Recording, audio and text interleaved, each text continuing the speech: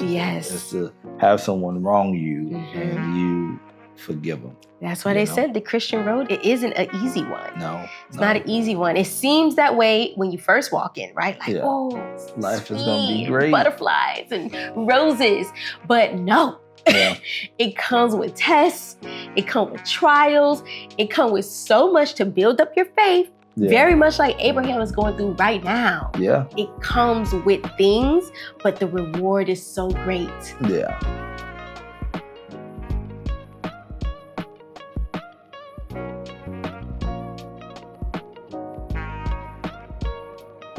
Welcome to the Careys Podcast, episode 11. I am your host, Donovan Carey, and this is my exquisite wife. Oh, I thought you were... I'm sorry. I thought you was going to say... Okay, it doesn't matter. What happened? It sounded like you was about to say my ex. Oh. Say, wait, what? My exquisite wife. There we go. Tiara Carey. Hello, guys. All right, so before we even get started, feel free, comment, like, subscribe. Yes. And I think... Okay, this is episode 11. We are going through chapters 20 and 21 in this episode. Yes. The last chapters, 18 and 19, we covered Sodom and Gomorrah. And some of the stuff that was happening there. So feel free to go back and watch that episode. Yes. But the destruction of Sodom and Gomorrah. Yes. Okay, you ready to get into it? I'm always into it. Or you want to do a quick recap? Of what? Of where we are in Abraham's story. So I guess I'll give a quick recap. So in Abraham's story right now, I want to say it's chapter 18. He just spoke with God and what appeared to be two angels. And don't even worry about it. All right, go ahead. Scratch that. Want to get right into it? Give me a second. Okay. Yes, let's get straight into it. All right, let's do it. All right. So chapter 20 starts off with the foolery. Again. So it mentions that Abraham left the area that he was in and went south, right, to the land of Gerar. Or Gerar. Gerar, yeah. The land of Gerar, which is under the ruling of Abimelek. And from my understanding, Abimelek it's not the actual name of the person, but it just means like the ruler of Gerar. So it's more of a title. Right. Yeah. So it's a title. The only thing I could think of when it came to like Abraham leaving all of a sudden was, well, at least I was questioning this. I don't know if it was just one of those situations where he was like, I don't want the reminder because he was near Sodom and Gomorrah. So he probably did, because this was right after Sodom and Gomorrah. So this is within a year, because if we think back to the last chapter, the Lord said, I'm going to be back in a year and you'll get your promised child. So he still hasn't had his promised child. So this is within a year. So I was wondering, like, did he leave because he just didn't want that reminder? Maybe he didn't know what happened to Lot, or was the air polluted because of all the fire? He's like, I don't want to be here anymore. But it was just something that I questioned. So he ended up moving to the land of Gerar, and he kind of backslid, in his faith. He was no longer fearing God, should I say. He was starting to fear men versus fearing God. See, I don't know if that's ever changed about him. I never got the impression that he feared God. No, I do think he feared God, but I never got the impression that they ever stopped doing this. What? Whenever they go into a new land, stop saying that she's his sister and he's her brother. When I was reading this, what I took from it is, this is what they do. They're still continuing to do it. Now, I do agree a lot of this comes from lack of faith. But I never took it to mean that their faith was so strong. So to me, it's still showing cracks in their faith. Yes, it shows cracks, but in the last chapter, he definitely improved with his faith, should I say. Like, his faith grew because he trusted God when it came to him being protected and saving Lot during that process. His faith was on a different level. Remember, he didn't even want to take anything from the king of Sodom. He was like, no, I trust God. I don't need anything. His faith was just on a different level. Versus now, it's like, he definitely backslid. And I don't know if it was due to the whole situation that happened in Sodom and Gomorrah. That's why I was asking, like, like what? Why did he move? There? And then now his attitude is different. Like his the way, and I'm going to point it out later. I don't want to jump ahead, but his whole demeanor is different than what it was when he went to war with the kings. Yeah. So but I guess I always separate them out. Well, not always, because I'm just reading it, but I separate them out because I think just because you're strong in faith here, don't mean you're strong in faith here. So I take him going to go save Lot's life is because he loved Lot. I didn't take that to mean now he has stronger faith. I think this is a situation where it's optional, whereas the situation with Lot to him was not optional.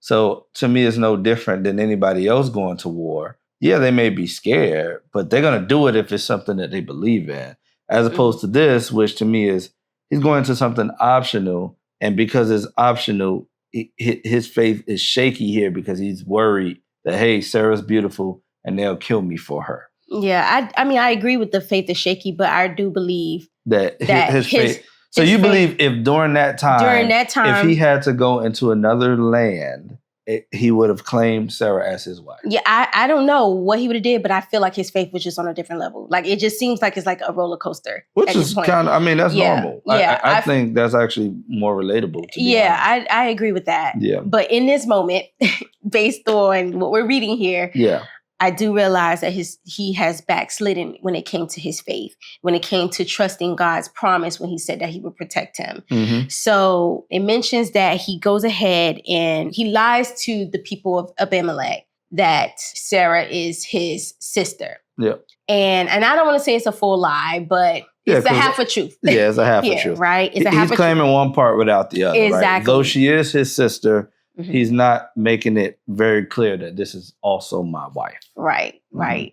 And one thing I will say is we have to remember Sarah is like in her 90s and she is still this beautiful, very beautiful. Yeah. And then I wonder, I'm like, did God like preserve her looks or preserve her body That's for the simple fact that she had to still give birth? She still had to bear the child. She still have to bear the child. She still have to nurse the child. That's actually a very good point. Yeah. So she probably, Abraham too probably kind of had youth in their appearance and even in their physicality. Because you make a good point. Why is she going everywhere and people chasing this 90-year-old woman? A 90-year-old woman, yes. Because we know what 90-year-old women look like today. And but they also lived a different life. It reminded me of like when you go out the country to certain areas and people who walk a lot more, like, we've been to certain places where, I mean, the people just look great. Like they look great because of the lifestyle that they live. And I think it's a little harder for us to grasp here. And when I say look great, I'm not just talking about physical appearance, which I know she was talking about. I'm just talking about shape-wise. Like they're in shape. Yeah. That's a very good point. Yeah. Just this whole part in general, it brought me back to how he was in Egypt, where I've said before, he lacked faith. Yeah. He lacked faith. Same. And that's what I'm saying. Like his faith was just like this.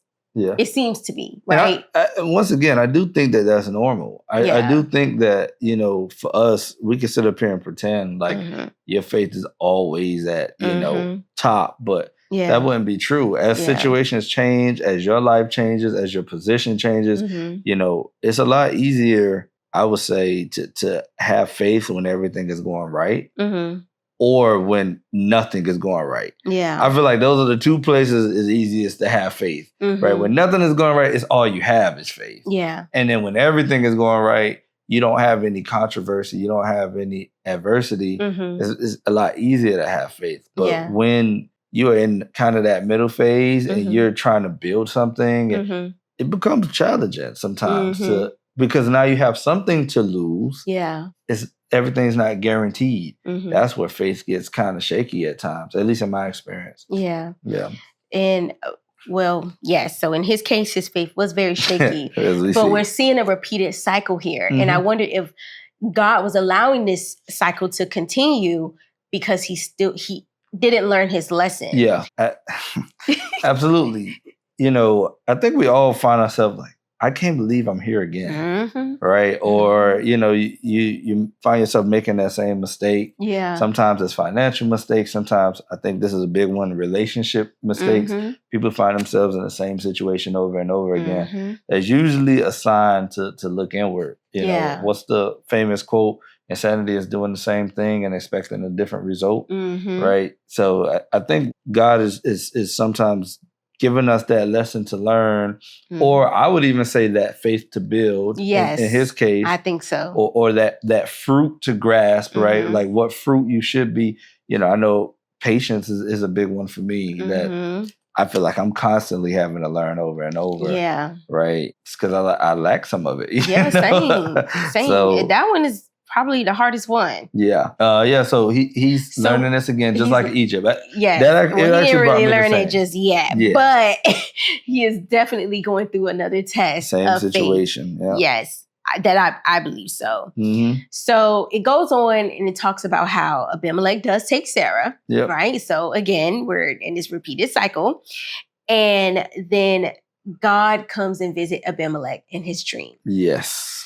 And this made me wonder, because remember we said, how did the Pharaoh know that Sarah was Abraham's wife? Yep. And I think this is probably what happened to Pharaoh. Maybe God came to Pharaoh in his dream and just didn't mention it in the Bible.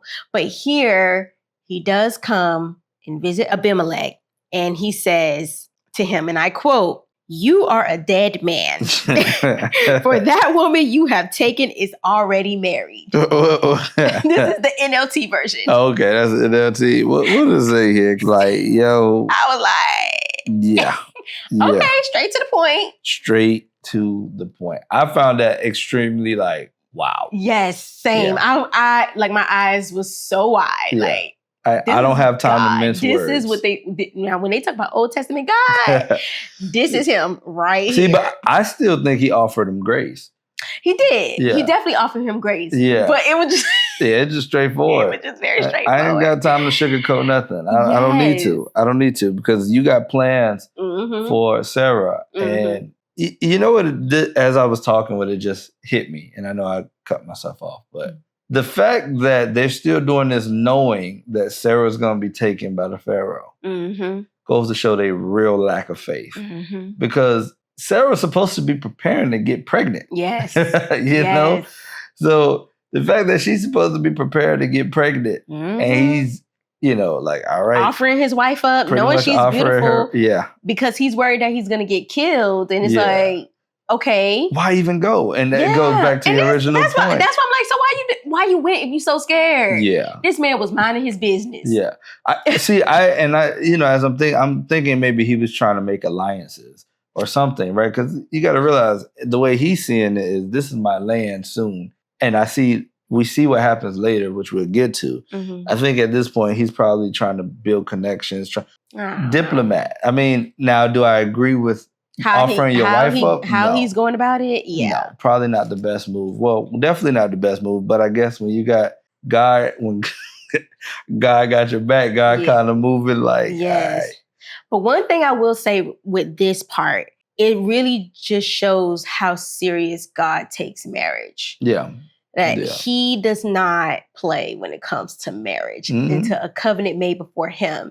When you think about it, he even made a whole law against adultery, right? Yeah. It's one of the 10 commandments that thou shalt not commit adultery, right? Then we know that in Malachi, I want to say it's 2:16, it says, I hate divorce. This is God speaking. He said, I hate divorce. Yeah. Not saying that you can't have a divorce, right? Because they do talk about it in the Bible where there's grounds, right? Yeah. Moses talk about it. I know adultery being one of them, right? Yeah. I know another one is abandonment by an unbelieving spouse. That's in the New Testament. Okay. And then hardness of the heart, which is in the Old Testament from Moses as well. So... I know. Hardness of the heart. Meaning you don't got to be nowhere you're not wanted. Yeah, so, there's grounds for it. But God doesn't like it because he didn't create marriage to be divorced. To be separated. Right. Situation. The enemy knows that. Yeah. That's why he does everything in his power to try to get in the midst of a marriage, to try to break it up, to try to divide. God was trying to multiply while the devil tries to divide. Oof.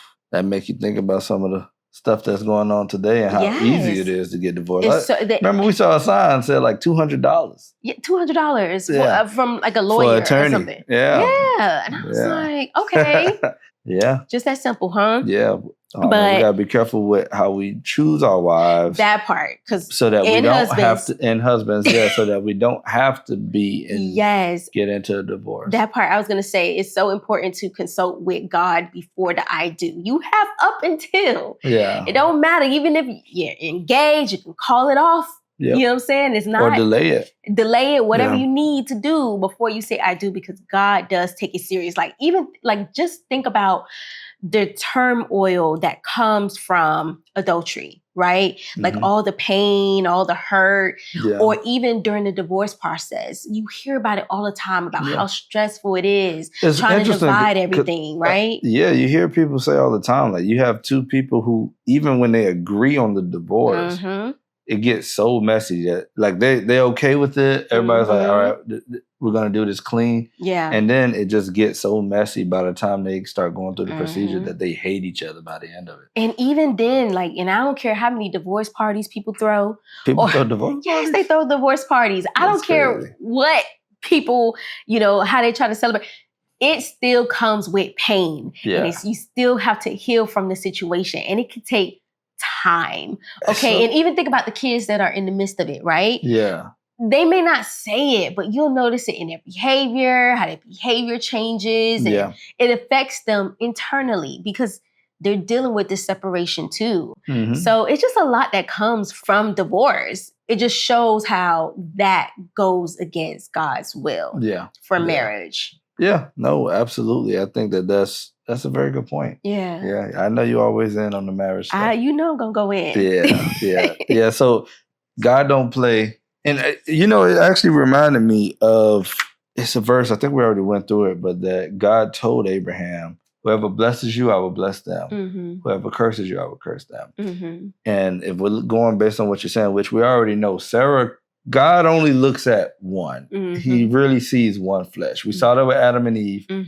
Go do your research. God never refers to Eve as Eve. Yeah. Never. He refers to them as Adam. And we see with this, it's not explicitly said, but he refers to, he sees them as Abraham. And the point I'm making is, hello, what is your point? What was we talking about? I don't even know. We were talking about you were just saying how God sees as one. God sees. Oh, it goes back to that point with that Bible verse where he's seeing it as Abimelek is by defiling Sarah, which he hasn't done, but by defiling Sarah, this is a version of cursing Abraham. And he's ready, and he does begin the curse on Abimelek. Yes. And then later we see when he blesses Abraham, he blesses Abimelek. That's where I was going. Oh, yeah. So that's a good point. So let's move forward. So in verses 4-5, Abimelek is like, wait a minute. I did nothing. I didn't even touch that girl. Like, I am innocent here. My hands are clean. You really about to curse in a nation for something I didn't even do? Yep. Over your mans? Yeah. I'm like, why he ain't tell me? He the one that don't have integrity over here. He lied to me. He told me, him and her told me they were brothers and sisters. They lied what you wanted me to do? They sinned, and I'm being punished for their sin. Exactly. Essentially. I thought that was funny, too. Like, when I was reading it, I just like, that is the most natural response. Like, bruh, me? I was minding my business. Yeah. He came in my land. Yeah. You know what it reminded me of? That little meme that we got around, like, what'd they say F me for? I ain't see that. 50 Cent? Oh, no, I didn't see that. Right. But yeah, it's funny because it gave me that vibe, like, why me? Why you want to kill me for? What I did? Yeah. It was just, I imagine Abimelek's shoulders was up like this. What? Confused. Like, it was a dream too. And I think that's also another thing that's worth stating is just like how they were so used to kind of the supernatural. Because a dream, right? Like He took it serious. Immediately, he wakes up and he pretty much he has enough faith to take that serious, to say, your God, because I think it seems like he kind of believed in this God in some way or form. And it's like, he's like, wait a minute, you came to me in my dream saying you're going to kill me. Yeah. And I ain't do nothing wrong. As far as I knew, she was single. Right. Essentially. Right. You know what I'm saying? It's like and the brother people gave taking her off over. it's like people taking off their ring and going out, looking for. And it's not the other person's fault. Yeah. It's how they supposed to know. How would they know? Right. How would they know? Yeah. Yeah. So God responds to Abimelech. And he's like, I know. Yeah. I know you're innocent. Yeah. But I want to keep it that way. Yeah. Let's keep it that way. Yeah. Because it mentions in later in the chapter, in verse 17, 18, how God afflicted Abimelech with some type of illness that he had to be healed from. And as well as the women in the house, he ended up closing up their wombs. So they were all infertile. Yeah. So, that was proof enough. Too, on top of the dream. So you got this going on, this curse that done happened in his household on top of the dream, enough for him to understand, I need to take this serious, right? Yeah. See, I saw it and I said, I think God read his heart. I think God understood that this wasn't intentional. Right. So God gave him the opportunity to make it right. Right. I think if God, because we've seen where, I say that, but God has shown even mercy to the people. He would have shown the people in Sodom and Gomorrah mercy if they could have found 10 people. So it just goes to show, like, God really is understanding. He be trying. Trying.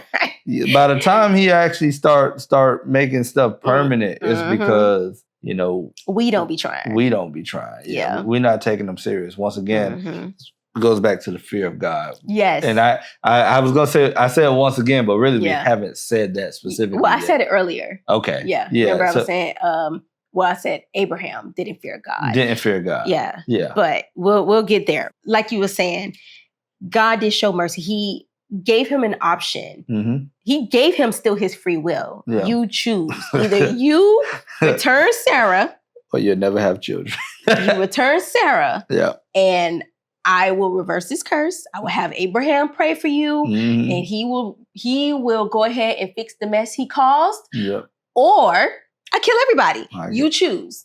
Your choice, right? And I do believe that he caused him to be inflicted with the illness and the infertility in the women so that Abimelech would take him serious, to know that I'm not playing. You can't call on no other God. Yeah. Okay, I'm the God of all gods here, and I'm serious. I have a plan and a promise to protect. Yep. Regardless of Abraham's stupid decisions here. And this is why I didn't include him in that covenant, because I knew he was going to be Abraham. Stupid. Abraham go Abraham. Yeah. And I need to make sure that the Messiah, Jesus Christ, come through this bloodline. Yeah. And I'm not letting nobody get in the way of that. I don't care what you did. Yeah. I think that's the most interesting part as we reading through here that I'm noticing. Because if you're not looking at it through the lens of Jesus Christ, I honestly can't understand how you are reading it. Because when you're looking at it through the lens of Jesus Christ, a lot of this stuff makes sense. Like a lot of the stuff of, all right, why would God do this even though this guy was innocent? Yes. It doesn't make sense if you're looking at it through a morality standpoint. It's like, well, they were good. Yeah, and I'm getting to the point of people kind of making Christianity about it just being morality. And morals are important, but it should be, if we're putting God first, if we're putting Christ first, the morals will actually follow. Because if you're putting Christ first, you can't be living in sin. Like, if you're living in sin, it's because you're not putting God first. Right. Right. And so the point I'm making is, when you look at it, you have to look at it through the lens of God needed Jesus to come through. Yes. And if God needs Jesus to come through, nothing can stop that. And if your line got to stop and you got to die here today, so be it. Yes. Yeah. Agreed. So Abimelech wakes up from his dream, and he goes and he tells the servants, and they're all scared. Yeah. So at this point, he talking to Abraham, and he's asking. So he summons Abraham, very much just like the Pharaoh. Yep. Right? They bring Abraham, and they ask him, why? Straight up. Why'd you do this? Why did you lie to me? Why did you tell me? You didn't have to do that. You didn't have You did not have to do that to me. He literally said, I did nothing to you. Yeah. He basically called him diabolical. Yeah. Like this, what you did was diabolical. This was possession absolutely, because from his perspective, he's not seeing things from Abraham being in fear. He's seeing it like, God is willing to kill me. You know how your God is. Yeah, you were willing to have me die for absolutely no reason. Yeah. And I could see from that perspective, like that almost seeming, psychopathic. Yeah. Yeah. Because when you think about it, how you have this man of God moving without integrity, right? Yeah. Lying, deceiving. Yeah. And then you have this pagan king actually moving with integrity. Yeah. It's confusing. It's very. It's confusing. That's why you got to see things through the lens of Jesus, I think. Because if you do, then you say, okay, it makes sense why God would kill this man. Yeah. Because it's not about him moving with integrity. And it's not about Abraham having a lack of faith at this point. It's about, I have a plan and a promise. My will be done. Period. That part. So instead of Abraham, taking accountability, he gives an excuse. Couple excuses, right? So first excuse. Oh, I thought this godless place was going to take my wife and kill me. He flipped the script. And this is my thing. I'm like, just imagine this moment right now. You got Abimelek and you got Abraham facing each other. And you have the nerve to say this godless place? Yeah. Yeah. Well, he said there's only. So I don't know what it says. Here it place. says you guys don't have the fear of God. Is what right. It said. Yeah. Okay. Perfect. Glad you said that. Right. But there's only one that fear God in this moment. Yeah. And it's not Abraham. That's actually a good point. The only one who's actually fearing God is not Abraham in this moment. Not in this moment here. That's actually a good point. That's what I was saying. Like, he went from fearing God. Yeah. Oh, God. I'm talking about in Sodom and Gomorrah days, right? This is just recently. Oh, I ain't going to take a thread from these people. But now, it's a different story. Okay? But we'll get there. So that's excuse number one. Then excuse number two. Oh, but she really is my sister. That was we crazy. have since we got the same father, right? But different mamas. He started explaining, yeah. Okay, but half a truth, half a lie. Where either way it goes, it's still a lie. Yeah. It's still being deceitful. Just like the serpent was in the garden, where he gave that half a lie, half a truth. Yeah. Sure, you'll be like God, knowing good and evil, but you won't die. Yeah, you surely won't die. Where's Adam and Eve today? Dead. Gone. As far as we know.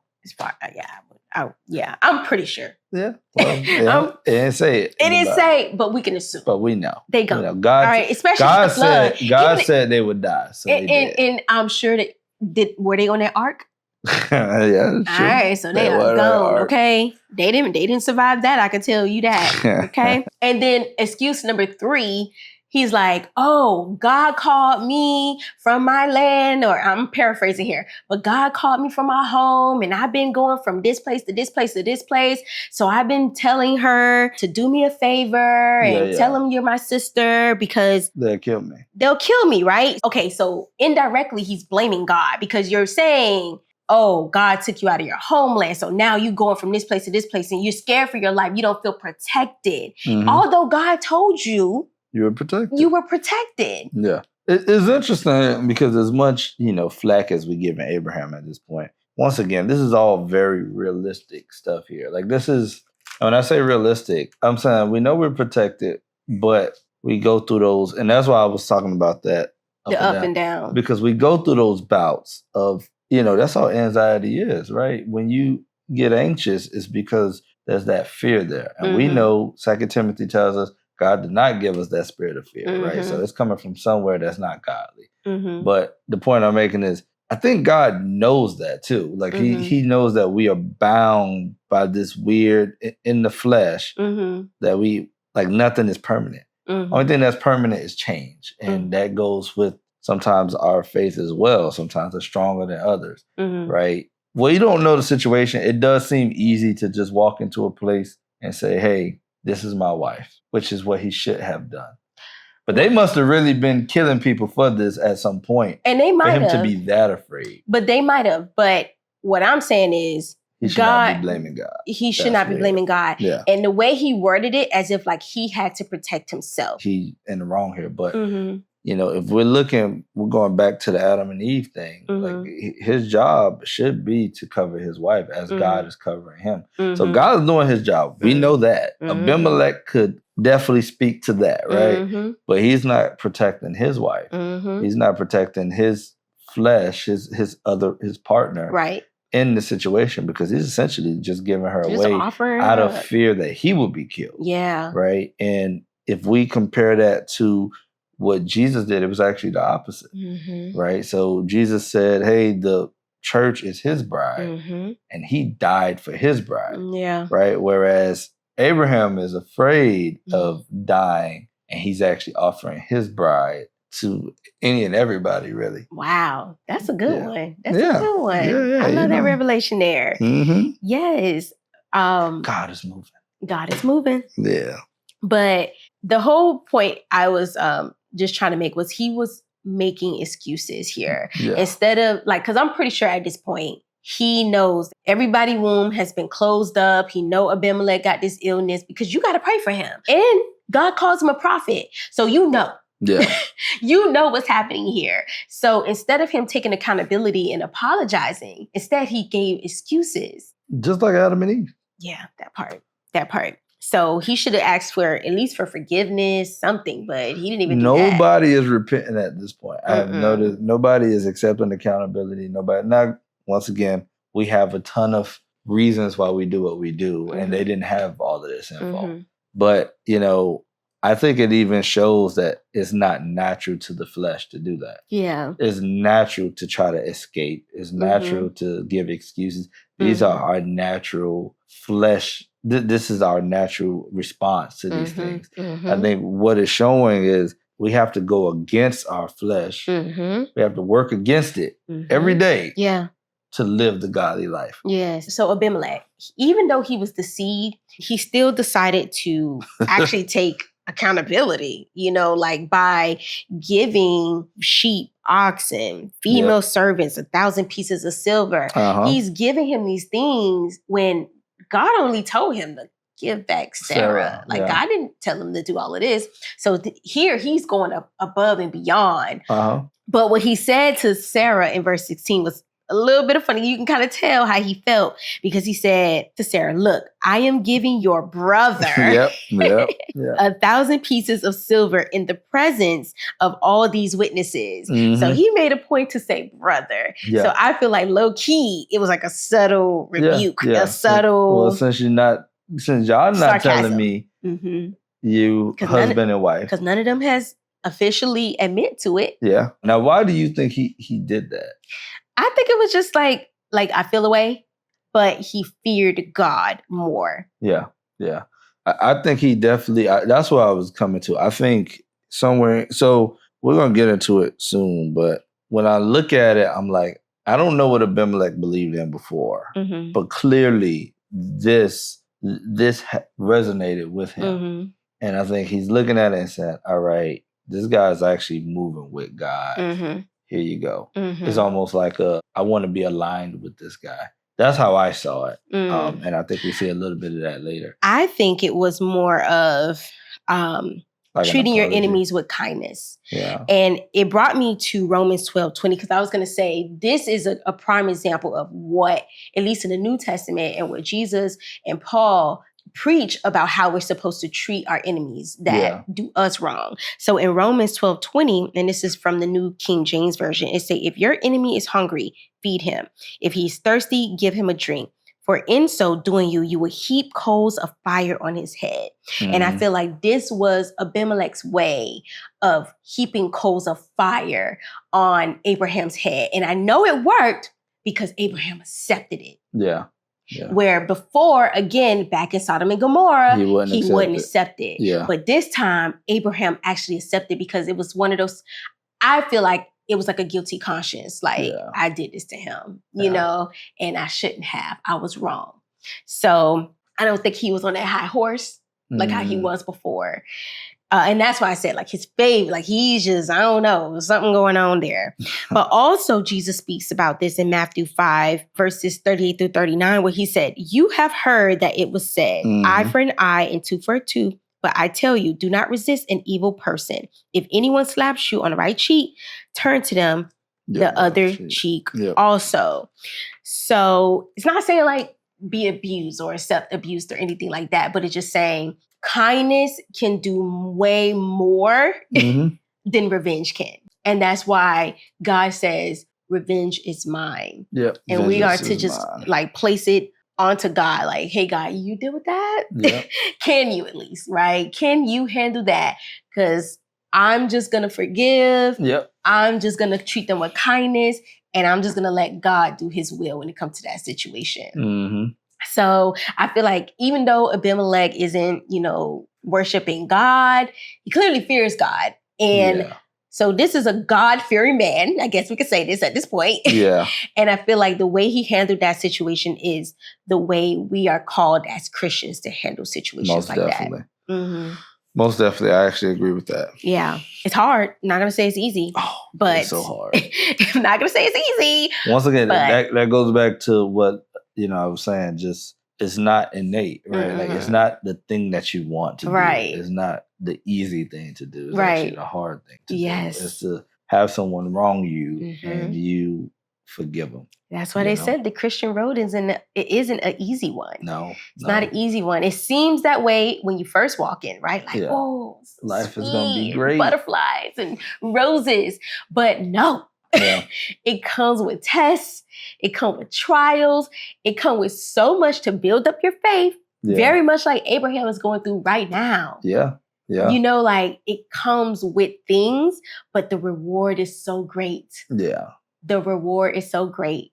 So it's worth it. Yeah. It's worth it. Of course. So then Abraham does end up praying for Abimelek, and then God reverses the curse. Yeah, and he relieves all of them. Yes, he heals them and opens up the wounds, and they're good. All right? is good. So that wraps up chapter 20. Yep. Did you have anything else you want to add to that? No, I think we dug into that because it was not that long of a chapter. No, not at all. Not at all. But it was good. It was a lot was impacting that, for real. So then we jump into chapter 21. Finally. And we back to Sarah and Abraham. So it starts off by saying that the Lord visited Sarah as he said he would do when they were in chapter 18. I don't know exactly what city they were staying in, but this was right before the destruction of Sodom and Gomorrah. They were close to Sodom. Right. Sure. They were somewhere over there.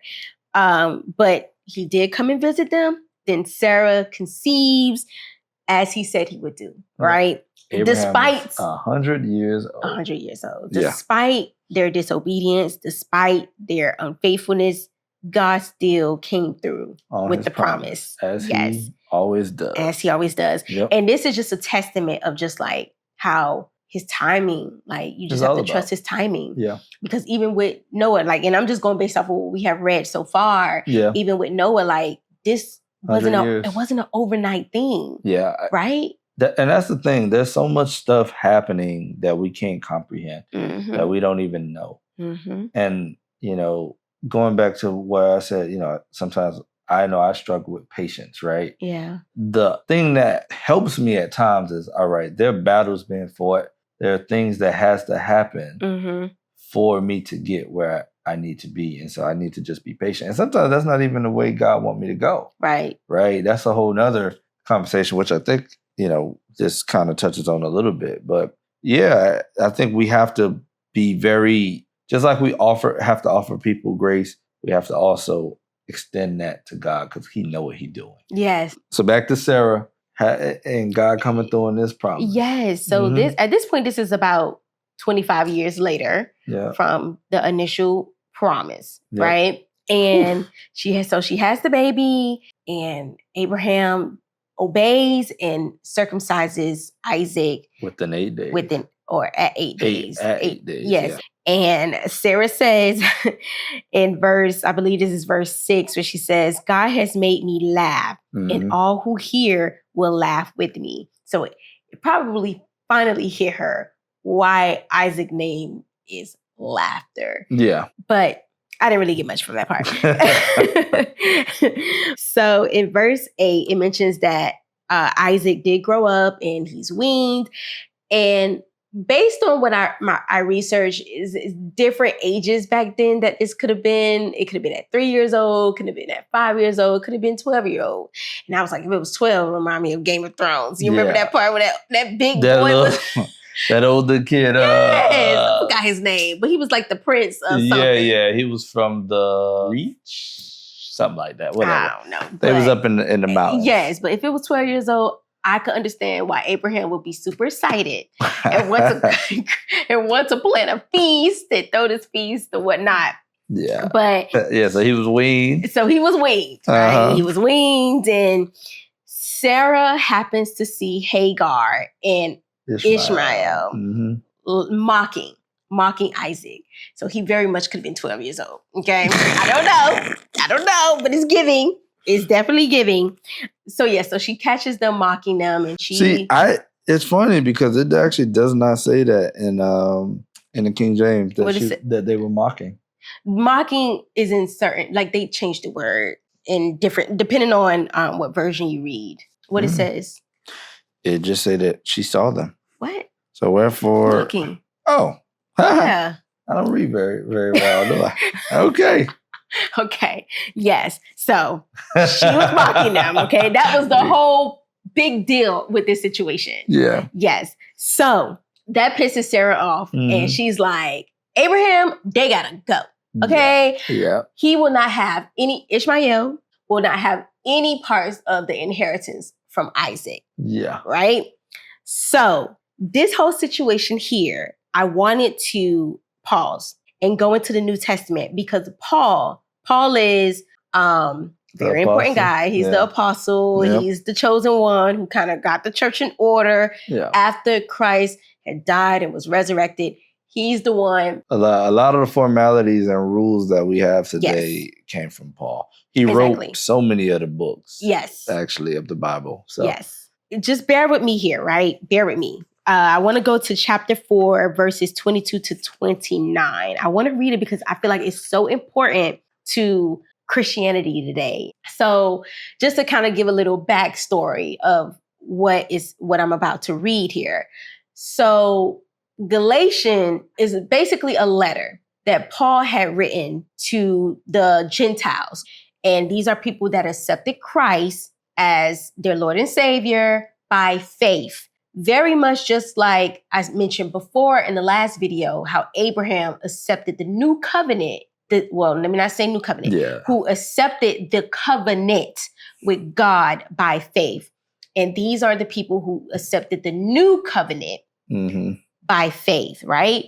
But at some point, there were some false teachings, I believe possibly from some Jewish legalists that came and caused confusion, where they basically was telling the Gentiles that there was more to salvation, more things that needed to be done in order to receive salvation outside of just faith. Yep. So people were questioning if there was more requirements, circumcision being one of them, if they needed to follow some of the Jewish laws in order to receive salvation. The church started to be split because of that, right? Does that sound very familiar in a way? So Paul himself was like, he probably heard about it and was like, I need to get some straightening. Let me write a letter. Paul is that guy. He quick to write a letter. Let's just say. One thing about Paul, he was going to write a letter, He going to write a letter. Everybody, the movie White Chicks. Remember when they were trying to get in contact with whatchamacallit? He was like, "What you gonna do?" She was like, "I'm gonna write a letter." Yes, that is Paul for you. Yeah, okay, Paul, the original letter writer. Go ahead. Yes, so he writes this letter to them. So I want to read it. This is Galatians 4, and I'm gonna read 21 to 29. So bear with me, y'all. I'm getting somewhere with this. Okay, so just bear with me. So it says, and this is the NLT version. So it says, tell me, you who want to live under the law, do you know what the law actually says? The scripture says that Abraham had 2 sons, one from his slave wife and one from his freeborn wife. The son of the slave wife was born in a human attempt to bring about the fulfillment of God's promise. But the son of the freeborn wife was born as God's own fulfillment of his promise. These 2 women served as an illustration of God's 2 covenants. The first woman, Hagar, represents Mount Sinai, where people received the law that enslaved them. And now Jerusalem is just like Mount Sinai in Arabia, because she and her children live in slavery to the law. But the other woman, Sarah, represents the heavenly Jerusalem. She is the free woman and she is our mother. As Isaiah said, "Rejoice, O childless woman, you who have never given birth. Break into a joyful shout, you who have never been in labor, for the desolate woman now has more children than the woman who lives with her husband. And you, dear brothers and sisters, are children of the promise, just like Isaac.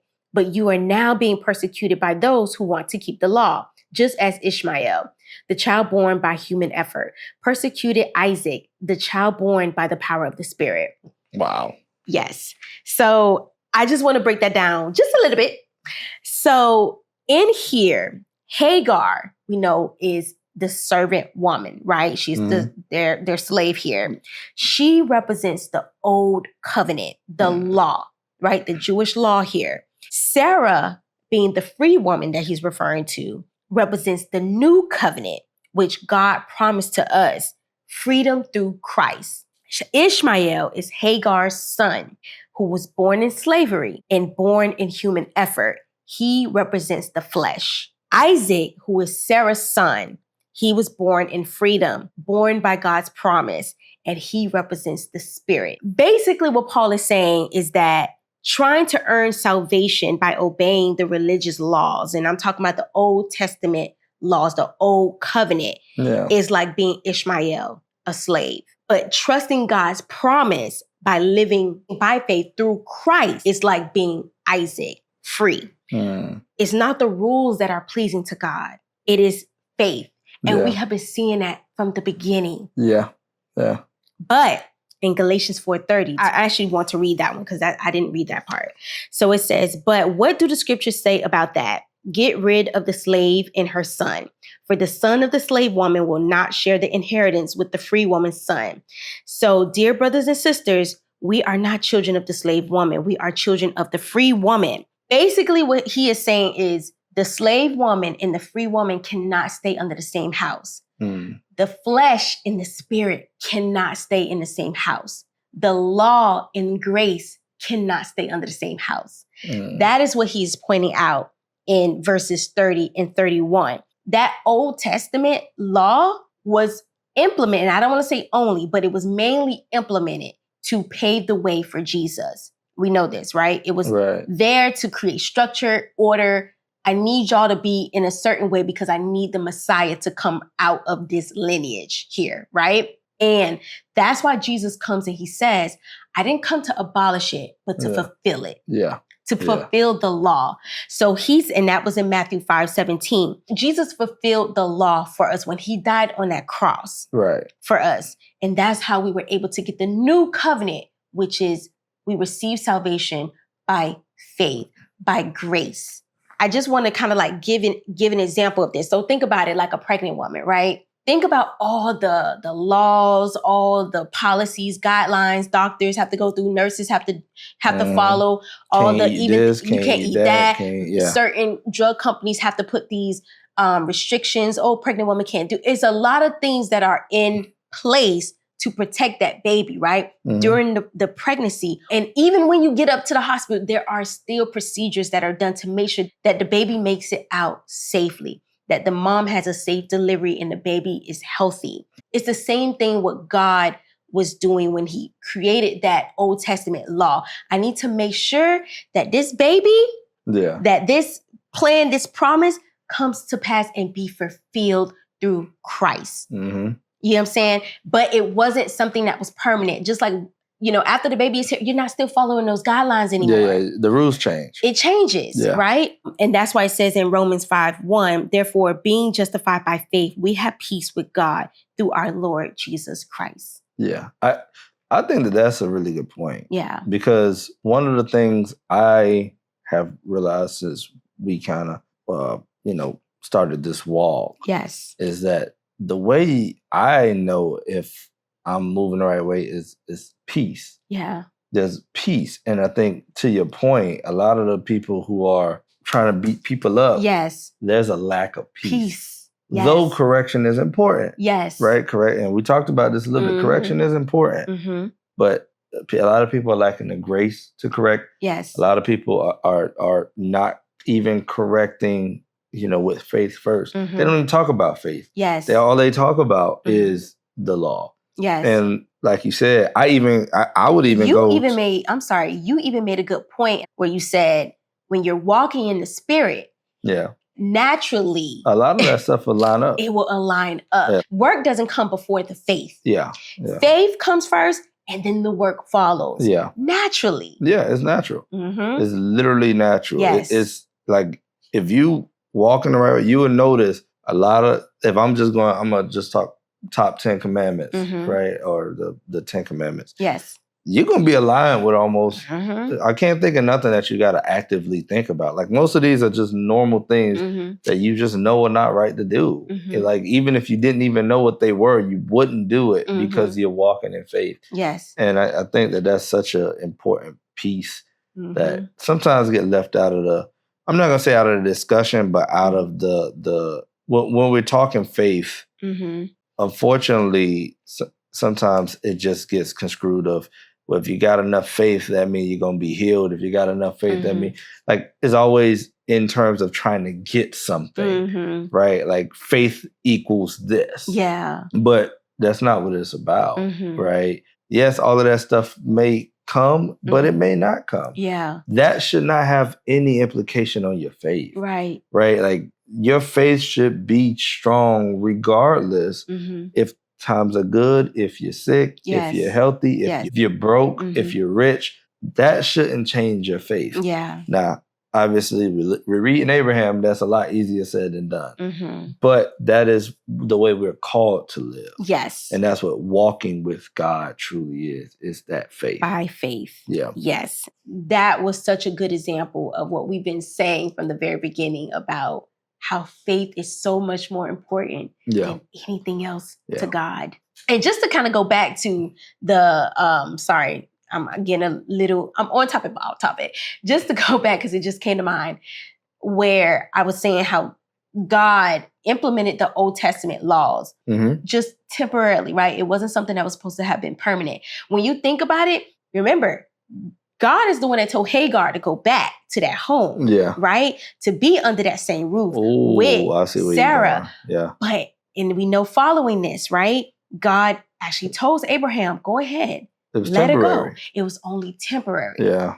And just like the flesh, the law is temporary. The old covenant was only temporary. Wow. That's good. Yes. That's actually really good. Yeah, so I just wanted to kind of like wrap that back in there. Yeah, that's a great analogy. One time for Paul on that. Okay, he did that one. So I was like, yes, way more in depth than I got. Way more. I would literally, all I have written down here is how Sarah made a decision and now she does not want to live with the decision that was made. Yeah. Yeah. And I think that is You're also... not letting that one go because you said that before.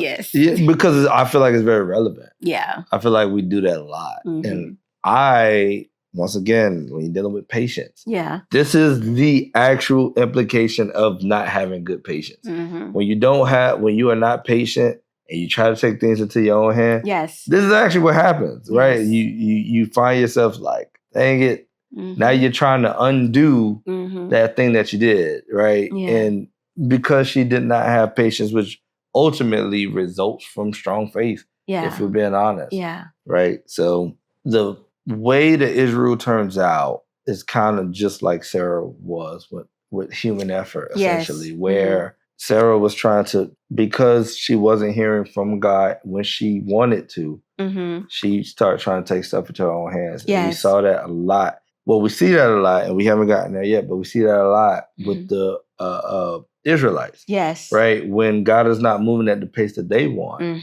right? God delivers them from Egypt.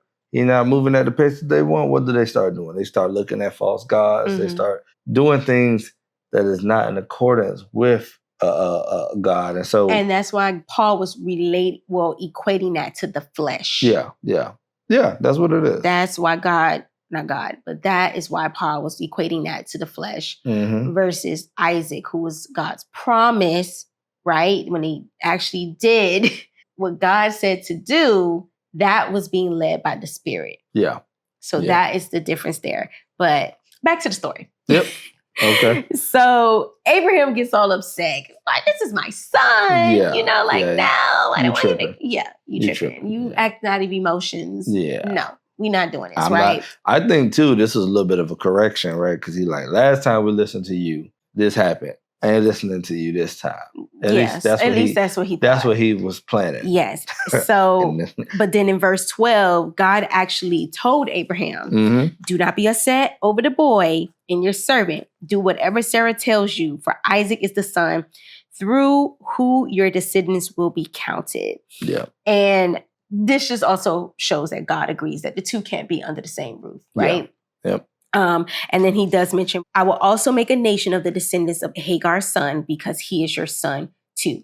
Now, this makes me want to challenge what you said. I think it was the last episode, or it might have been the episode before that, how I believe you said, and I may be wrong, correct me if I'm wrong, how the order just have to be like, man has to make the decision. Like, man can't listen. You didn't say can't, right? It might be a push. But you were a little bit opposed to, a husband listening to the wife. No, I was opposed to her making the decision.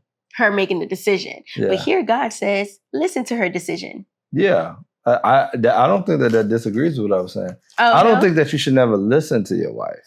But I think ultimately you should listen to God, which God is communicating directly with Abraham, which he has always done, right? We agree with that. Yeah. So God is communicating directly with Abraham. If Abraham would have done this time what he did last time, God may have told him, don't listen to your wife. Yeah. This time God told him, do listen to your wife. Yeah. I'm not saying, let me be clear here. Okay. I'm not saying that you should not listen to your wife and your wife does not have a voice. Yes. All right. Please make that very clear. Okay. Yes. Yes, I know. Okay, all right. Here we are on a podcast where you're literally leading most of that discussion. Yes. But I have asked God, and God said it's okay. No. But, but the point I was making was he was being passive in the decision. Yeah. So Sarah comes to him and says, hey, we need to do this because I need a baby. And instead of saying, all right, Sarah, that ain't what God told me to do. This is what God told me to do. Yeah. So we're not doing it. Yeah. To me, that should have been the line of how it went. Yeah. What it ended up happening is he's like, well, okay. Whatever. Yeah. She needs a baby. God said we're going to have a baby. Maybe this is the way it worked. Yeah. Right? In this case, I think he did the right thing. Yeah. He goes and God tells him, hey, listen to your wife. Yes. So I do want to make that clear. It's not that you should not listen to your wife. You definitely should listen to your wife. Should keep you out of a lot of trouble. Yeah. But I'm saying when God has given you an order and your wife comes with a conflicting order, you should listen to God. Yeah. So Abraham goes ahead and he obeys God, right? He pack up their thing. Well, I think he not really packed up their things, but he helped them. Send him off. He had him on a donkey, gave him some water. Well, a can. A bottle of water. A canister. That blew my mind. But you know what? As the story unfolds, I think I understand it more. Yeah, I was going to say. Yeah. I think it was for a reason. He's a prophet. He probably knew. Like, God, or maybe God told him, hey, canister. For a reason. I think so. I think it was one of those situations. I can give you as much water as possible. Yeah. Either God got you or he don't. Or he don't. That's where I was going. Yeah, it doesn't even matter. I don't think God even had to tell him. I think it was more so like, because you got to remember it's two people. You got to carry the water. Yes. So what does that look like? All right, you know what? Either God got you or he don't. Or he don't. So I'm going to give you this. Also showing, once again, now his faith is high. Yeah. Clearly. Yes. Well, his life ain't in danger, so. Yeah, that part. So it goes on to mention that Hagar wanders in the wilderness of Beersheba, right? Is that what you had in yours? Okay. And we'll talk a little bit about that later. But they end up running out of water. Mm-hmm. And she puts Ishmael near a bush. She goes off a little distance from him because she did not want to watch him die. Yeah. Right? So she begins to cry. And with all of this happening, God hears. He hears the boy crying. Yeah. And he comes and he sends the angel of the Lord. From my understanding, he goes ahead and reveals to her the promise that he gave Abraham. Because remember, he never revealed to Hagar that Ishmael was going to birth a nation. Yeah. You know, from her knowledge, he was just going to be this wild donkey man. Yeah, he's going to be a wild man. A strong man. Yeah, a strong man, right? Yeah. But now God reveals to her, no, there's a nation that's going to come from him. Mm-hmm. And then he opens her eyes. And when he opens her eyes, she sees a well of water. Mm-hmm. And it's so interesting to me because it just shows how sometimes God will not reveal certain things to us, and it can be right in front of us, or open doors, or whatever the case may be, until we are ready. I do believe her wandering through this wilderness, her running out of water, her getting to this place where she is crying was all a part of God's plan, because I do believe God wanted to humble her. I believe God wanted for the mocking of the promise. He wanted to, at least this is my opinion, I believe God wanted to get her to a place of humbleness before he actually opened her eyes to this well of water. Interesting. Because she wasn't humble this whole time. Like, think about it. She was rude to Sarah, right? She was rude to her. And then now you at a place where you're mocking him, mocking Isaac. Yeah. She wasn't humble. So I'm going to get you to a place. The only reason why you're surviving is because of me. Yeah. So he opens her eyes. She sees this well of water. Mm-hmm. And I can only assume that they go ahead and drink because they survived it, right? Yes. Because it goes on and talk about how he ended up becoming this. He ended up living. They end up growing up in the wilderness, right? Yeah. And he ended up being this skillful archer, and he gets married off to this Egyptian woman. I thought was interesting. Yeah, that was a little She went back home. Yeah, possibly. No, she's an Egyptian. Remember, they got her, Hagar came from Egypt. Yeah, I know. I wasn't sure if they just, if the Egyptian woman came to them. No. Oh, okay. King James said that she went and got her. Yeah, she went. Yeah, okay. So I wasn't sure where they actually end up being. But yeah, so yeah, she went back to Egypt. And they dwelt in the wilderness of Paran. And his mother took him a wife out of the land of Egypt, is what it says in verse 21. Yeah. I just thought that was interesting. Yeah. It kind of reminded me all right, I'm tired of dealing with these people. Possibly. These people wild. I ain't messing with them. It just, that's what kind of. Or she just probably just wanted him to stick to his roots a little bit. I don't know. Well, yeah, that's what I'm saying. I mean, if you think about it from her perspective, right? She's not old. I mean, it don't seem to me that she would be old like Sarah. So I could definitely see she felt like she was probably gonna have a baby anyway. Now she was forced to have a baby. Yeah, essentially. I ain't gonna, by people who she clearly don't respect that much. Yeah, it seems. Yeah, the fact that she's mocking the baby. So that is all of that part. So it goes on to talk about Abimelek. So it mentions Abimelek, right? It goes back to him. Yeah. And this might have taken place prior to this whole but prior to the Hagar and Ishmael. Yes. Yeah, and we'll get into that, why we think that later. Right. So Abimelek and his army commander, I think it's Phicol, something like that, visits Abraham, because Abraham is still in the land of Gerar at this part. Yeah. At this point, should I say. And he goes to visit him to ask him for loyalty.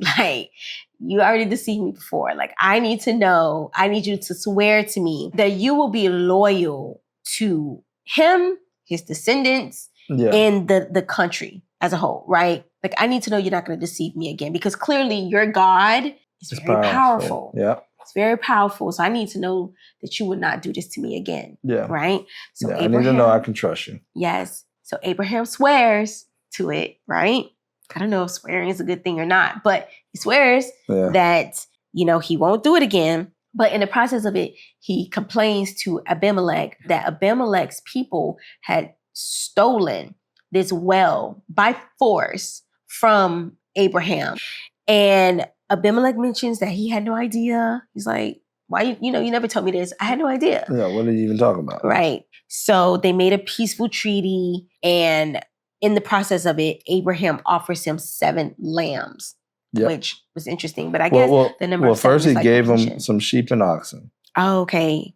I don't have that here, but okay. So in verse 27, and Abraham took sheep and oxen and gave them to Abimelek, and both of them made a covenant. Yeah. So they made a covenant in verse 27, and then in 28, Abraham set 7 lambs by aside. Yeah. Okay. Which I think is probably just like the number of completion. Yeah. So then from there, Abraham names the well Beersheba. Is it Beersheba? Yeah, Beersheba. Yep.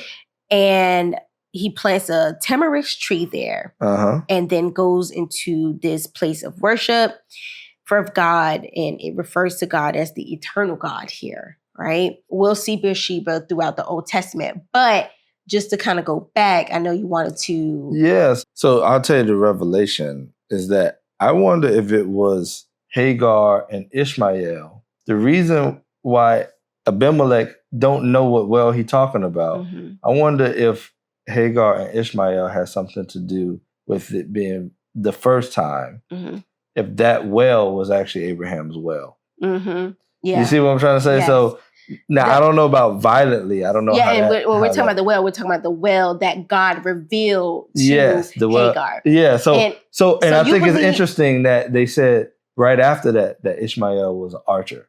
Right. So we know that Ishmael is capable. We're finding, because we got to remember he left at 13.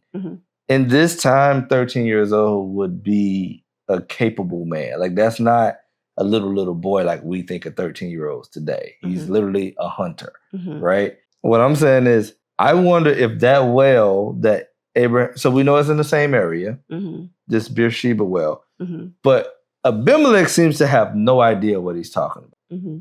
He's like, dude, what? Like he's pretty much coming up with that. And for someone who's talking about dealing so fairly, I think we could assume that Abimelek is not lying to him, because I don't think so. So either he really just does not know what his service is doing, which is a possibility, or there's somebody else who raided this well.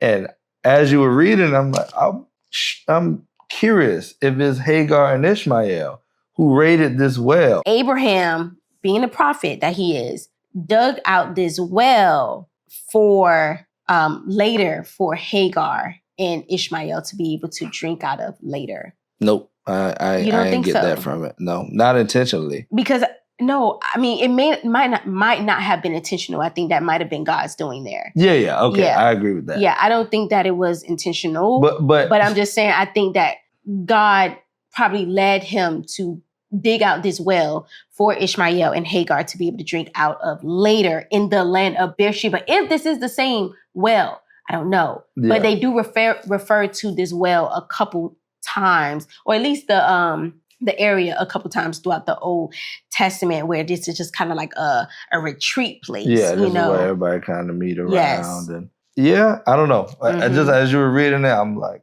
I'm curious.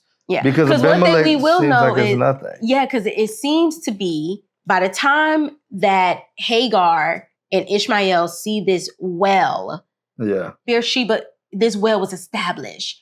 But by the time they're talking about it here with Abraham is the one that dug the well and then named it Beersheba. Yeah. You know what I'm saying? So I believe that happened first, right? He dug the well, he names it Beersheba, he basically dedicates it to God, at least it seems to be. And then later, I think when Abimelek came to Abraham, I think this was right after he was deceived. Right. This was right after. I think so too. I think the order of events is actually backwards. Not backwards, but like they're flipped in the Bible. Right. So I think this happened around that same time. And then later, some months later or years later, I don't know. But gotta have been. This is years later when Isaac was weaned off the breast. This is years later that that this had to happen. And then Hagar leaves. Yeah, okay, I see your point. While that initial well would have been dug, Hagar and Ishmael would have still been living within the household or wherever the tents, whatever they was living in at that time. So years later, God actually provided for them, and Abraham unknowingly provided for them through this deal. Because this is officially his well. Right. Because he doesn't own any land there. He doesn't own any land. He's there as a foreigner. Yeah. He's just there as a foreigner at this point. I know it doesn't mention that he owns the land until like later in further chapters. Yeah. This was the first step. This was the first step. The water rights. Right. It just so happened to be something that saved Ishmael and Hagar years later. After God protects Abraham, right? You start to see, once again, it's happening again where his confidence kind of changes, his faith changes, right? Because the fact that he went in to Abimelek fearful, we know that. We talked about that. Now he actually has the gall to bring up, hey, your guy's been stealing my water. Yeah. I think that it also shows kind of this shift in faith once again, once he see that God got his back. I just brought that up because I think that that's important to note in the sense of that up and down that you were talking about. Literally. Yes. He came to Abimelek now as an equal. Yeah. Is where I'm going with this. For him to create a treaty with him. For him to create a treaty with him, yeah. So he created this treaty with him, and now he actually has the water rights to this area. And I think, we're starting to see this is pretty much the first step into the promised land. And I think that's interesting too, because it goes to show also sometimes God promises is a slow progression and not this kind of thing where we think it's just going to happen all at once. Yeah. Right? God takes Abraham to this land that looks barren. It looks famished. Well, it is famished, right? There's a famine going on. And tells him this is going to be your land. And how many chapters are we later before? So we're at least 25 years later before Abraham even owned his first piece. A well in that land. Even down to when you think about it, to just go back to Hagar, when he asked Hagar to go back to Abraham, that clearly was, even though it was only temporary, I think that God wanted Hagar to go back there, have this baby, so that Ishmael can grow up under Abraham up until he's 13 years old or however old he is, right? He's a 13. Teenager, right? Because initially, if she would have went to Egypt and had this baby, Ishmael would not have known God. At this point, Ishmael at least know God. Yeah. Right? Because he see his father, he knows Abraham worships God. Yeah. So I do believe that was also God's plan. And that's why he's like, yeah, I'm going to take care of him because he's going to do this. He's going to do this. You just see he is planning out things years in advance and very strategic with how he do things, right? Yeah. Regardless of how the mistakes we make, his will be done one way or another. Yeah. It just goes to show. And sometimes you got to wonder if our mistakes are a part of that will. Possibly. That's a whole nother conversation that I think, is worth having at some point. And maybe God will reveal that to us as the more we read into the Bible, because we're only 20 chapters out of 7,000? 21 chapters in. So we have a while, but I'm almost positive God will reveal that to us. And he may not, but I feel 90% positive about it. This is did you have any more you wanted to talk about in the chapter? No. Yeah, this was a very interesting piece here. Yeah. I think that there was so much to kind of unpack and unravel. Yeah. My mind was kind of blown at the Well in Beersheba and how it kind of came full circle for Hagar and Ishmael. Yeah. I was kind of making the point that they were never I don't think they're ever going to make it to Egypt anyway. Who? Hagar. If they would have tried to go that time, she wouldn't have made it. I think the reason that God sent them back is because that's the only way they were going to make anything. Yeah. Right? Was through, because now a well is there, they actually can drink, which I'm imagining, they'll settle somewhere near. But very, very good stuff. Yes. Very good reading. Yes, it was a lot to take from it, even down to just back to the Sarah and Hagar not being able to stay under the same roof. Yeah. That's my favorite part of it all. Yeah, Honestly, that I was don't know if you could tell, but just knowing that the flesh and spirit cannot live together, not within us. Yeah. We have to choose. We have to make a conscious effort to choose the spirit every time. Yeah. I think that's the hardest part. Yes. It's an everyday thing. It's an everyday thing. It's literally not like, oh, if I make a choice today, it sticks. Yes. Like, it's literally every single day Yeah. you have to wake up.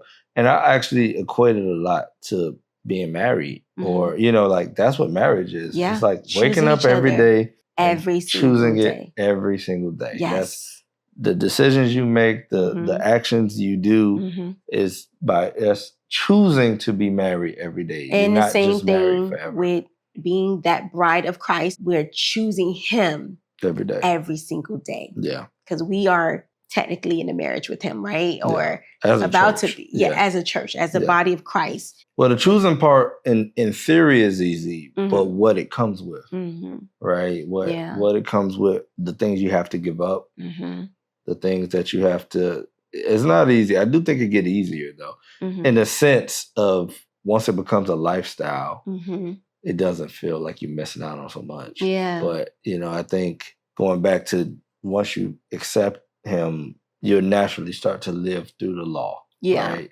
It's just natural, honestly. Like you're not going to want to do some of the things that you may have wanted to do. Because you're living in the spirit. Yeah. Well, in that case, that wraps up chapter 20 and 21. Yep. And we want to thank you guys for, if you made it this far, we want to thank you guys for sticking with us and let us know your thoughts. If there was any points or any parts of the discussion that you agree with or disagree with, let us know in the comments. We're always eager to have a discussion about it. I mean, we're all trying to learn right now. We're all in this learning process of understanding God's word, his nature, and just growing in our faith, growing in Christ. Yep. And we're happy to have you guys on this journey with us. If you have not, please subscribe to our channel, like, comment, share to others who you may think will benefit from trying to read the Bible and understand it from a different perspective or same perspective. If you have not, please follow us on Instagram and TikTok. It's the Careys Podcast. Yep. Very simple.